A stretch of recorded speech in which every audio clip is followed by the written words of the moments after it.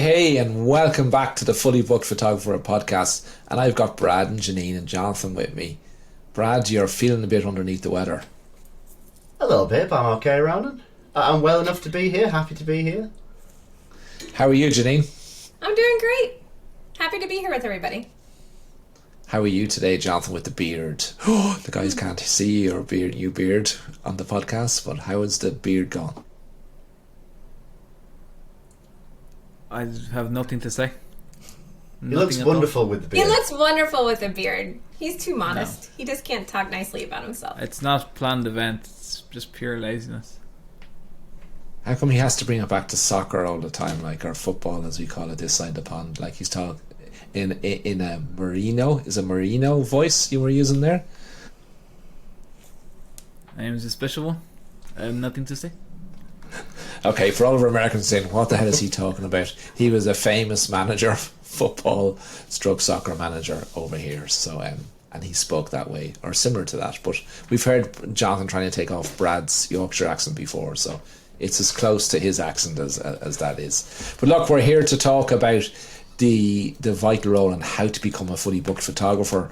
And one of the things we see that is really important is that, you know, we've identified 9 keys, right, to running a successful photography business. So we've decided to break this into a series of 9 podcasts where we can talk about those 9 keys. And the first key that we've identified in that is the need to plan, you know. And a lot of photographers think they don't need to plan and think that they can run a successful business without a plan, and you've more chance of winning the lottery than creating a successful business without a plan.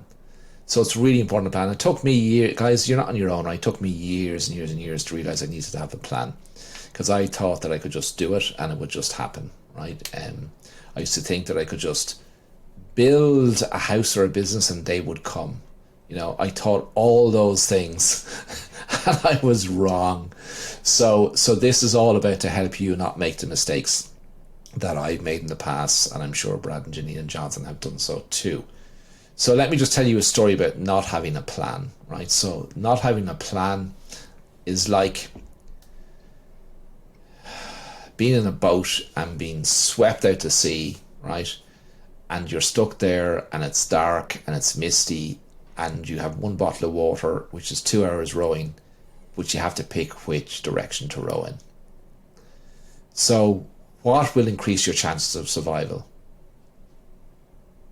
If you've got a compass and a map, right, that will increase your chances of survival. So in the same way, a plan, right, will increase your chances of success because you have a direction that you want to bring your business in. So we're going to deep dive into this, and we're just going to talk about, you know, the importance of planning and why it's important. And Brad, you know, you come across as a person, not come across, I know you are, right, that you're a consistent planner, right? You know, but many photographers are not.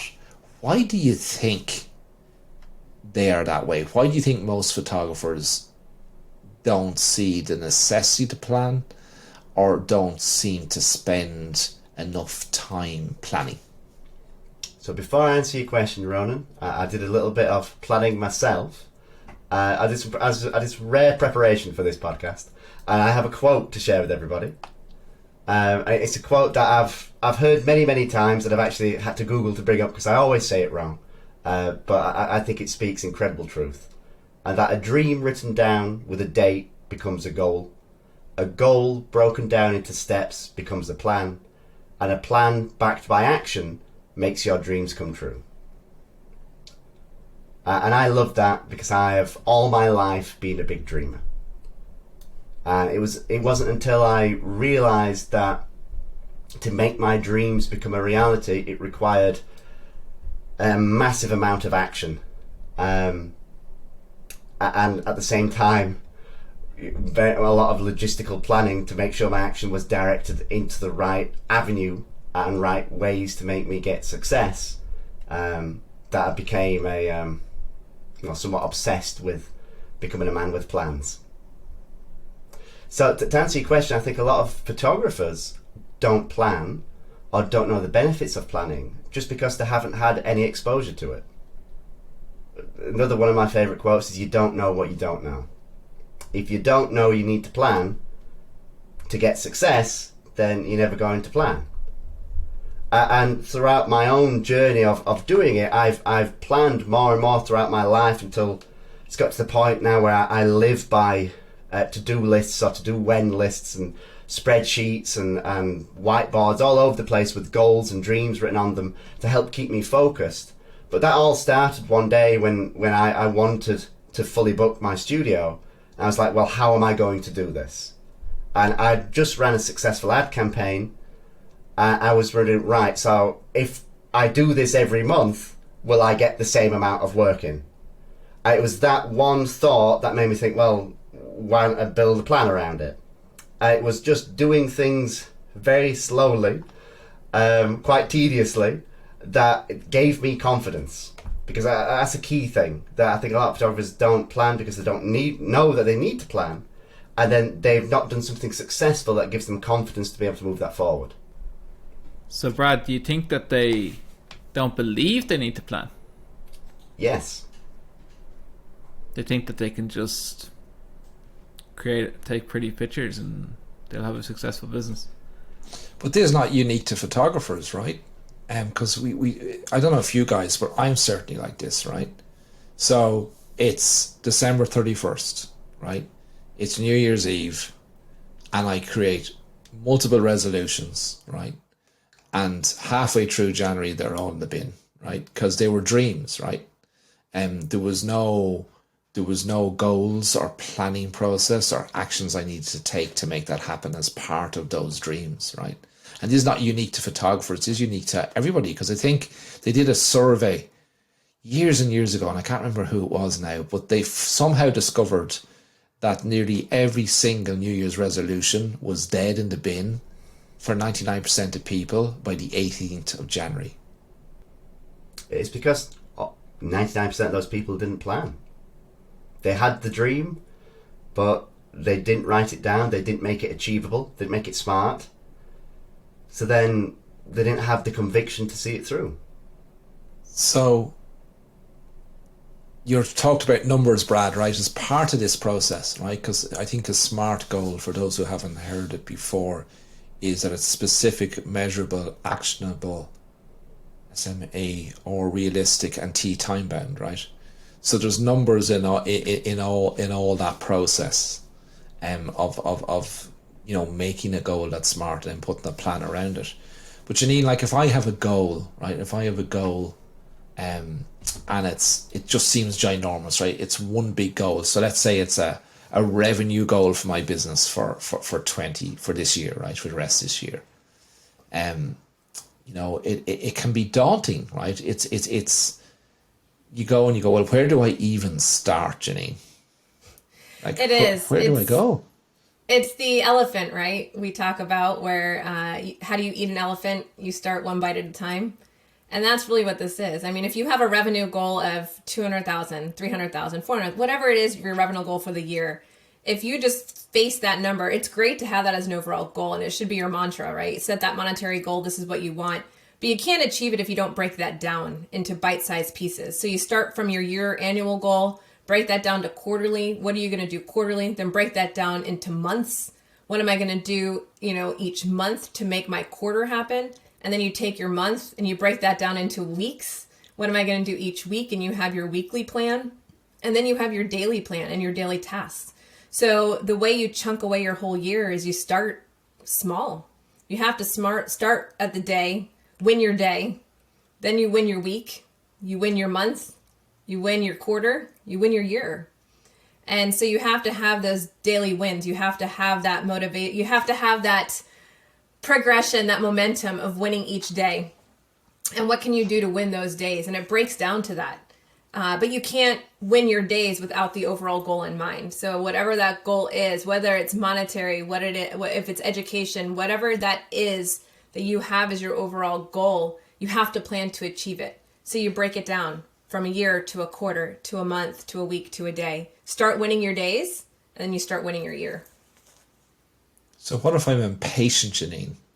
Like, let's say I want a silver bullet. Like, I want to lose 40 pounds tomorrow, Well, you would end up dead if you try to do that. Or you'd have to have some kind of crazy surgery for that to happen. But, it doesn't matter. There is no silver bullet. You have to step by step. I'll tell you, it's funny. One of the best analogies I can have if you want to take it outside the photography world, especially if you talk about the New Year's goals. One of the best email campaigns I ever ended up in was from a home organizer. And she put people on a 30-day challenge to organize your home. So now imagine this, right? For most people that own a home, especially if you're a mom with children, there's no more daunting task than getting your house under control. It feels like it's impossible, that this can never happen. I want an organized house. I want a decluttered house. I want a clean house. But you stare at your house, I don't even know where to start. And so she did a 30-day plan, and it started literally with day one was go through your refrigerator and throw out anything expired. Okay, that was day one, right? Easy to achieve, easy to do. You go in your refrigerator, and it's amazing the stuff you throw away that's expired. Day two, go into your pantry, do the same thing. Find expired food or food that's going to expire within a week and throw it out, right? And so she gave you daily tasks to do, to chunk away, to bite away at this daunting task of organizing your house. And so it's the same thing in our business. If you have this daunting task of how are you going to achieve these revenue goals, you have to break it down, figure out what you need to do every day in order to make that happen. And once you have that plan, once you've figured out, once you've taken that time to sit down and have that meeting with yourself to make that plan, then you just follow and execute the plan, and you have the discipline to do it. You take your daily tasks. All right, these are the 3 things I have to do today. I know I have to market for an hour to 2 hours every day, and these are my marketing tasks for the day. I know I have to do A, B, C, these 3 things in order to win my day. What are those things? And get them done. Win your day, win your week, win your month, win your year.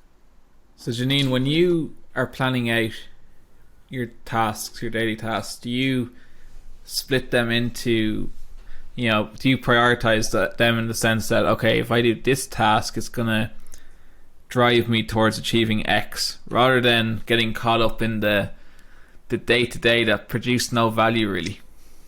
I do both, honestly, Jonathan. And some of it depends on the time of year. Like right now, I'll be honest, we're in the middle of our March is second only to November for us as far as busiest time of year.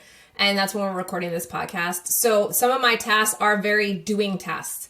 I have to get stuff done. I have to be part of the team, and I have to place orders, and I have to order albums, and I have to do doing tasks to move production forward because we're so busy from all of our spring baby duck sessions. So sometimes it becomes me being part of the doer task, and my task for the list today is all production. But I always still do, but I block my time for the things that need to move the business forward still in the week. So the first day of the week is when I plan my social media posts. The first day of the week is when I plan to check on our funnels and make sure the ads are running the way we want them to run. So I always have the overlying moving the business forward goals that I plan and get done in the week, even on the weeks that I have to do the doing tasks that are normally delegated to other people on the team, but I have to get them done now. Does that make sense? Janine, I love that, Janine, this idea of, and we talk about it a lot, of working on your business versus in your business, right?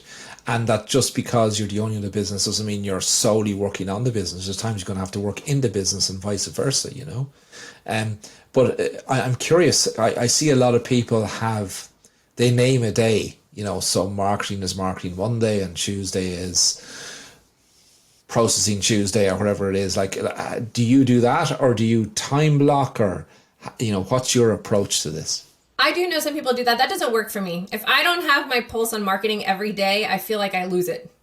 So I time block is more what I do. So every day I do certain tasks. Now, clearly, again, we have days where that doesn't happen, and we have our themed Saturdays, and literally from the time we get in at 8 in the morning until 5 o'clock at night, we're doing nothing but photographing. Clearly we're not, but you know what? We're still marketing that day because we're going behind the scenes with videos and posting them on social media and putting them in our stories. And so the focus is always still on the marketing of the business for future sessions and keeping people up to date on what we do. That's part of our strategy. But blocking days doesn't work for me because we have too much to do. So if I only did production on Mondays and marketing on Tuesdays and sessions on Wednesday, that it doesn't work for me. That can work for other people. But that would be a matter of figuring out what does work for your studio. If you're a 30 session a year studio, that might work for you. We're a 400, 500 session a year studio. That doesn't work for me. What works for me is time blocking. I know I need to do 2 hours a day of marketing. I know I need to do my BSA calls. I know I need to spend time on my Facebook ads to make sure we're constantly, I have to, the metrics that we've talked about in other podcasts, and I think Brad's going to be talking about those in these 9 keys. The metrics, I have to look at those daily. If I'm not looking at our leads in, our sessions booked, our calls made every day, then we end up a week behind. Now I haven't won a day, nor have I won a week. So those are things that I can't let get past a day to wait for that time block a week later. Does that make sense? So what's your approach, Brad? Do you time block as well? Because I know you're more specialized in your business perhaps maybe than Janine in terms of you know the team does. Is that correct or wrong, or am I just talking crap? No, I love the term specialist. I'm quite happy to be a specialist. Yes, so my role in my studio is I handle all of the major planning, all of the marketing, and at the same time the management of the team. So I'm in the studio every morning. So the first 3 hours of my day are essentially taken up with studio tasks. So the beginning of that is me managing the team. So that's doing our team meetings. And then essentially what Janine just said, going through the checklist of the day. And if you bear with me, I can actually tell you, because I've got the checklist with me. I can give a few of our listeners what every single one of my mornings start like. So I start every day asking who we've got in for and what we're photographing for. So not what we're photographing, who, the client, and then I want to know the emotion that we're photographing for and we're capturing as well. So it's not just the what. We go through our bookings targets for the day, and I make sure that all the team has leads. So my job's marketing, so I have to make sure that I run the ads to generate the leads, but I also need to make sure the team knows where the leads are. It's pointless just assuming, because when you assume, you lose. When you assume people have the leads and they're calling them, and then you find out you're low on bookings, it's because, they never even got the leads. So you need to make sure that everybody's on the same page at all times. We go through our socials. I keep track of all of our ordering. We track all our weekly KPIs and daily KPIs. I'd recommend everybody have a checklist, especially if you have a team, to have a daily checklist that you start every day with. So Janine, it sounds to me like Brad has an easy life because you do all of that and more. So he does have an easy life. His life is cushy. What are you talking about? He just worries about himself. He doesn't have kids, nothing like that. No sick kids to have to record podcasts with or anything like that. Easy life he has. I'm a man child. I love it. He is a man child. I'm just kidding. Nobody's life is easy, Ronan. But a lot of studio owners do juggle all of it. And I know that's the majority of the people we're talking with is they're everything. They're the photographer, the salesperson, they're their own phone person. They do their own production. They might have one other person with them, but the majority of our listeners, they're doing everything. And so managing your time becomes so critical. You have to do what Brad does and everything else. You have to do what I do and everything else. And so, that's why planning is so important. If you just leave it to chance, it's never going to happen. Brad has amazing metrics that he tracks every day. And he does it so well because he has them written down and he has his whiteboards and he has his grids and he fills it in. But even if he's doing that for their studio, you have to do that for yours. I do it for mine. And that's why I focus on that every day, because if I let it go, and that's the most important task you can have in your studio, even more so I would say than picking up the camera. Because if you don't have people to photograph in front of your camera, well, then you're just picking up your camera to photograph empty air. So your most important job in the studio is working on the plan to get people in front of your camera. So you have to take that ownership as a business owner to really focus on the marketing and make that part of your daily task to win your day.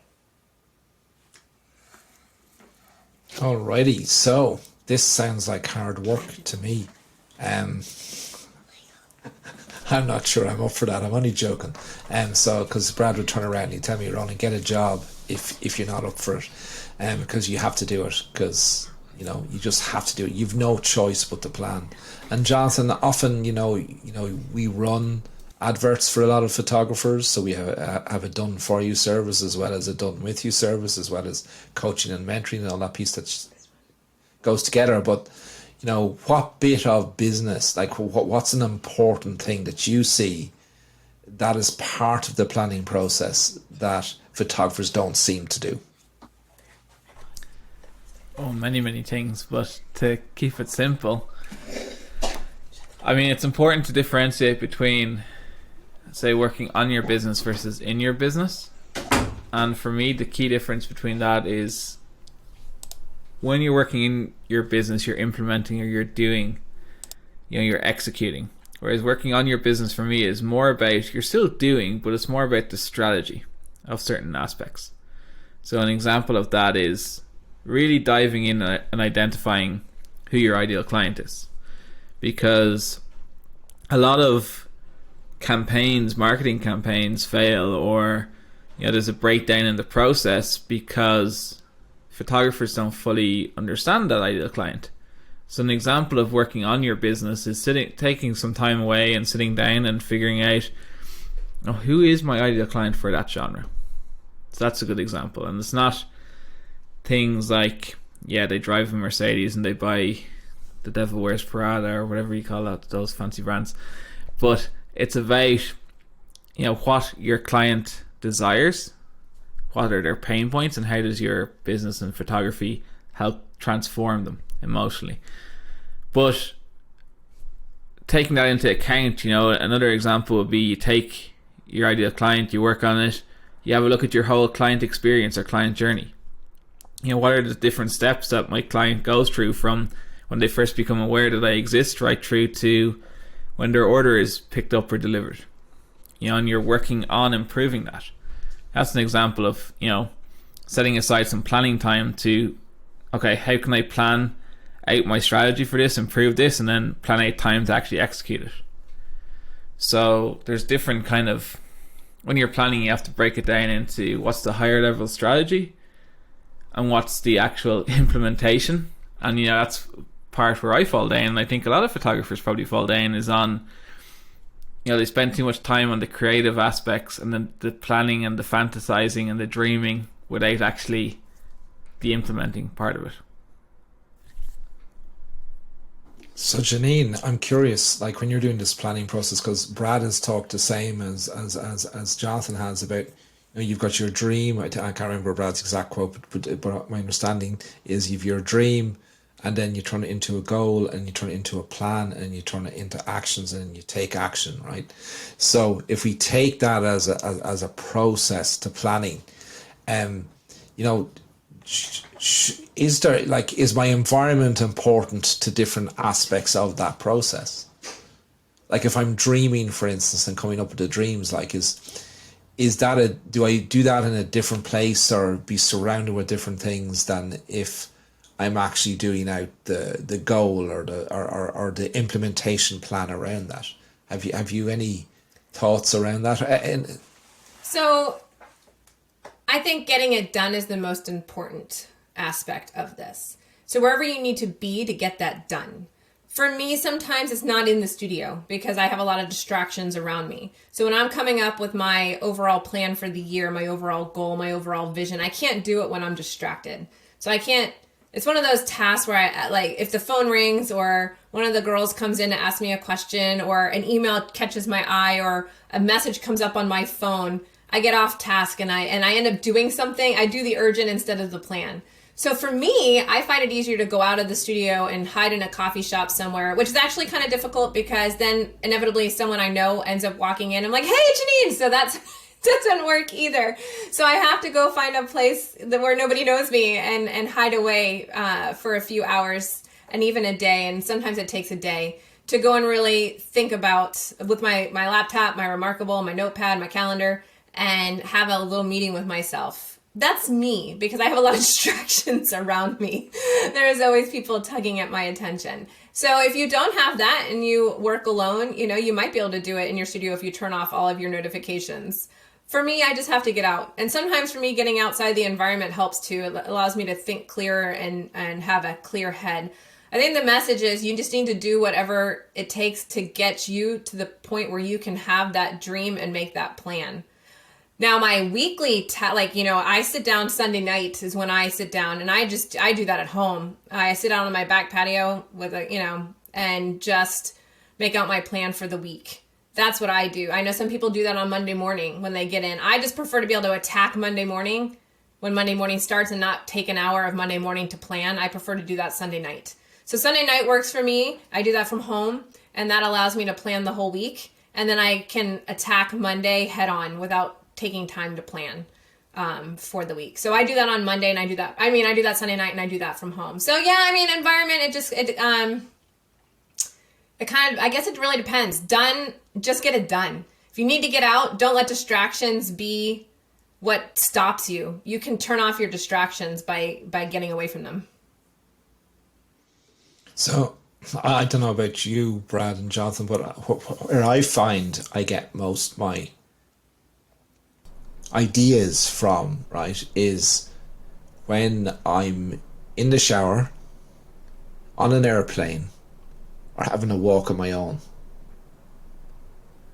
And, I've heard some people who know way more about this than I do, that, sometimes if your brain doesn't get a chance to relax, right, and when you're in that relaxed state, that it's hard to come up with that vision or the dream part of the process. But then it's really hard sometimes when you're out for a walk, if you have an idea, to turn it into action plans, right?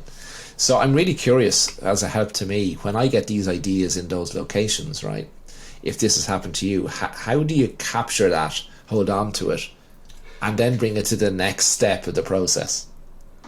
So I know exactly what you're talking about, Ronan.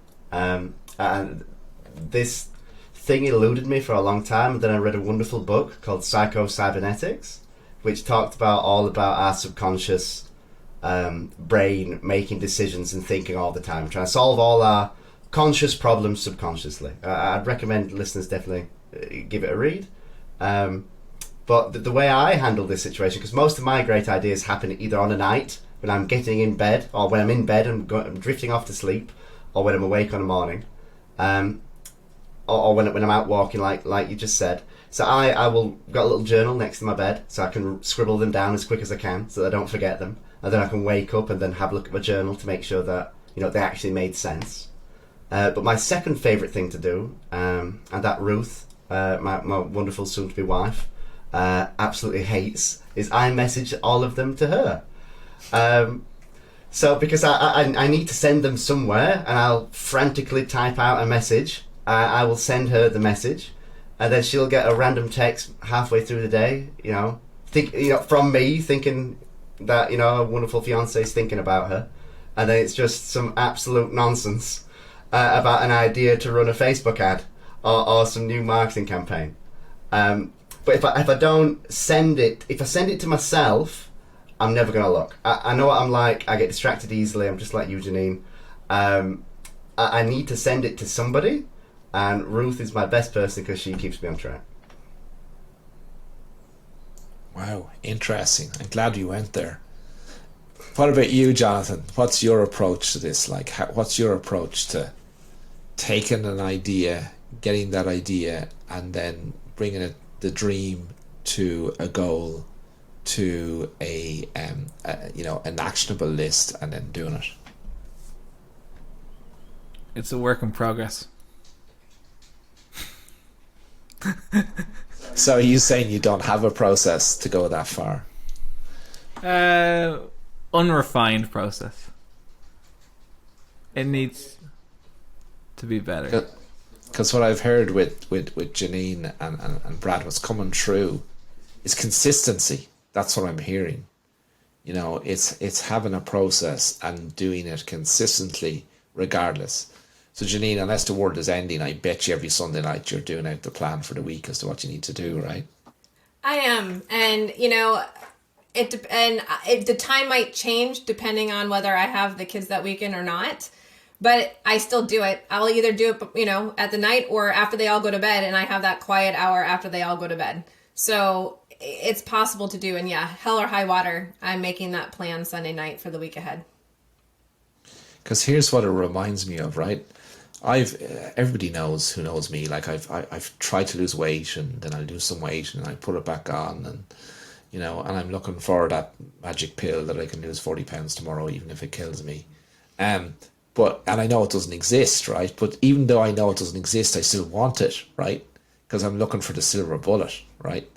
But I know from everything I've done and everything I've read that, the best way to get healthier is, that you implement certain things that you're going to do, and you consistently do it over and over and over and over and over and over and over again. And that weight loss will be simple and gradual, but in 6 months' time, like, you could be down 28 pounds or 30 pounds, but it's sort of 1 pound a week, rather than, oh great, I lost 8 pounds this week, or 6 pounds or 4 pounds, or whatever it is. So it's, but it's hard. I find it hard anyway for that consistency piece, and I know it's mindset, isn't it? It's really down to mindset. Well, it's because it's boring. The people have to do you have to do the boring things, because the boring things are typically the things that are going to get you the results. It's that whatever. Yeah, go ahead, Brett. No, I was just going to say the exact same thing. Consistency is boring. I think that's why, probably another great reason why a lot of photographers don't want to plan is because they find planning quite boring, and they find consistency quite boring, and we've come across that quite a lot in our members, that they always like, or they always seem to be chasing that silver bullet instead of just focusing on the one thing that they're truly great at. I think... go ahead. I was just going to say that I when I started my marketing plans, I stuck to the plan. I wrote it out, and I did what the plan told me to do every week, even when I thought I knew better than the plan. Even when I thought, I actually don't need to run this ad this week because we're doing okay. And then it was like, well, no, I said I'd stick to the plan, so I'm going to run the ad. And then that ad made all the difference for the month. Yeah, I think being consciously aware of that is important. Like that, oh, sugar, I'm doing the thing I shouldn't be doing right now instead of the boring thing I should be doing. We had one of our members put up a Facebook post yesterday, Marnie, talking about, the 12-week year and planning. And I was like, yeah, I've noticed that this week. It's like, ooh, look at this shiny, exciting thing that I can strategize or work on. But no, I actually really need to do this really boring task, because that's the next step to move me to where I need to be. And it's balancing that. And the first step of that is awareness. I think that's a key point, is awareness, because if we need to get there, if we're a solopreneur, we've got to not only do this on business stuff, but we have to do the in business stuff too, so we can get to the next step. And then, your first hire might be, if you're more better on the visionary and the planning and that stuff and coming up with the ideas and the photography and dealing with the clients, well then maybe, your first hire is an implementer, so. And I think, Brad, I sense that that's what you've got with Ruth. That's why you send her the messages, right? Because you're getting all ideas, right? But nothing will happen with them unless Ruth takes them and puts them into some orderly fashion and says, that's not going to work, Brad. There's no way we're doing that. And what's your ideas here? And then she goes and either insists that you do it, or she does it herself. It's exactly that. I need to be held accountable for my own ideas. Without, I'm doing that. What that quote is. I'm writing my dream down, my idea down. I'm messaging it to Ruth so that I have somebody to hold me accountable for it. She'll read it, roll her eyes, and then we'll have a conversation about it later. And then that will either, from that conversation, it'll either be, yeah, go for it, here's the action steps, or no, it was another one of your harebrained ideas that don't really need to go further than this message. And we talk about the importance of visualizations, and the experts in this area talk about this too a lot. That it's important to have a visualization. And one of the goals that one of our members, Darren and Rianne, had for this year was to go on a proper foreign holiday for the first time, right? So like they've been on their first holidays the last 2 years in America, where they went to Imaging USA from Wales. First time for them to travel abroad together. And this year, as well as doing that in January, their aim is they've always wanted to go to Brazil, to Rio de Janeiro in Brazil, right? But they have that as a goal, and they have a plan as to what they need to do in their business to be able to do that. But they also have Rianne in front of the phone where she makes her bookings. She's got photographs of the places in Brazil she wants to visit. So she's turned her dream into a goal, into action plans, and then she has that visualization every single day that she sees those photos. She just picks up that phone, because she knows that unless she picks up that phone, she ain't going to Rio this year.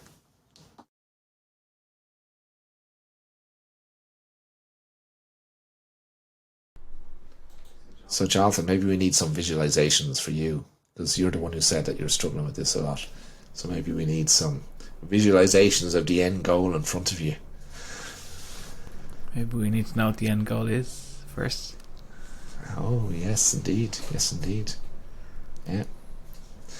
Alrighty. So I think this has been an amazing discussion on planning, and it's a vital thing for everyone to do. And guys, we just don't talk about this stuff.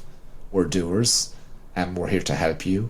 So we've put together this unique course as a gift from us to you, to all of our podcast listeners, where you can go and do our short course called The 9 Keys to Creating a Successful Photography Business. All you have to do is click on the link in the show notes and go and do that course. And we look forward to hearing your feedback on that. And if you've enjoyed this podcast, please give us a 5-star rating and tell us in the reviews below, in the comments below, what you thought. So guys, I think on that note, we're probably done on this planning piece, and I can see that we've ran over our normal time and we didn't stick to the plan. What's going on? On that note, guys, we'll see you again soon. Bye for now. Bye, everyone. Bye bye. See you later.